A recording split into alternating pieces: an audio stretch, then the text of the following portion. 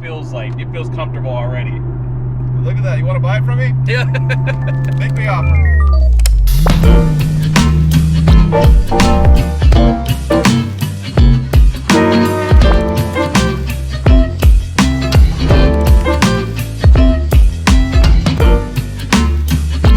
Alright guys, we got Mr. Chris with Cool Cars with Chris, man himself, and the Z. He is letting me get behind the wheel today. Oh, yeah, man. Yeah. Make sure you don't wreck the thing. Boy, poor girl, right? I'll take it easy, don't you worry. I haven't been in a Z in 5 years, 6 years since I've owned mine, so this is gonna be a little treat. All right, I got Courage driving the Z. Yes, sir. All right, stick shift. Can you drive stick, buddy? Make sure, you know. No, this is my first time ever.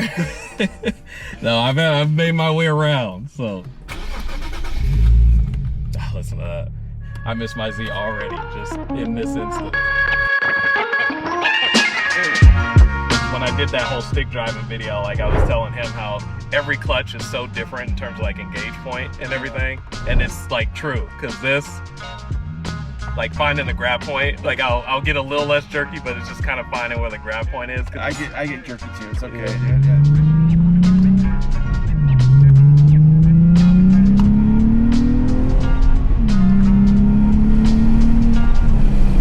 Yeah. See, so would it be a notchy? Like if you're kind of off in the gate, you know you got to get used to that. But she revs up though. Yeah, let me see.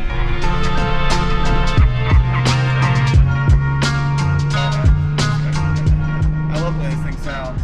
Like people hate the VQs, but I still love them. You know, like I think, well, if they're done like raspy and like all straight pipe, Yeah. horrible. But like this has resonators on the thing, X pipe and resonators. It's actually not that loud. Because I've heard them a lot louder. Like even when it's idling, you barely even know it's even on. Yeah. It's not super loud. It's not trying to do something else. It's not trying, yeah, it didn't. And I really resonated with that when you were talking about it, because at the end of the day, like the N is definitely a great performance car, but that's not what it was built for originally. Like No. the chassis is in everything is economy car made into performance car. Yeah. And a lot of cars are like that, whereas this is really a purpose-built sports car. Right, like You a know. Corvette probably is, and probably some Porsches, and That's what makes it cool. And I mean, it is weird that, you know, a lot of people knock this in this generation because, oh, it's, you know, still has analog gauges and, you know, it doesn't have a lot of like the creature comforts and things like that. But again, I think that's really what kind of makes this stand out amongst those like 2010s, early 2020s cars. oh yeah, Is that it was one of the few that still gave you that raw feeling. that's what I love about it, that raw feel.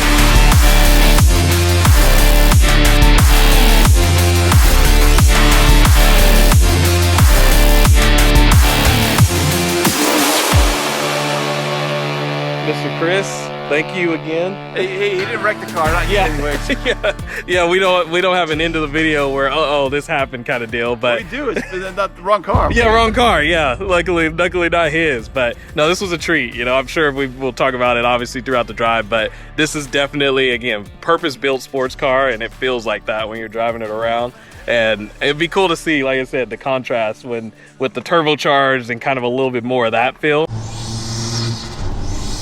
But it's something about like revving an NA V6 out that is just really fun and really This enjoyable. was designed to go 7,500 RPM. Yeah, It's yeah. it's designed to rev out. I didn't take it there, and I wasn't going to, but what RPM you take it I to? think the highest was like 5. I think I took it up to 1 to 5. 5? Yeah, Wow. I think when we were on that straight over there, I took it up to 5. But you know, I'll save the red line for you. Do a clip or something when you leave. Hope you guys enjoy. Check out Cool Cars with Chris. Obviously, check out the podcast. Check out the YouTube channel.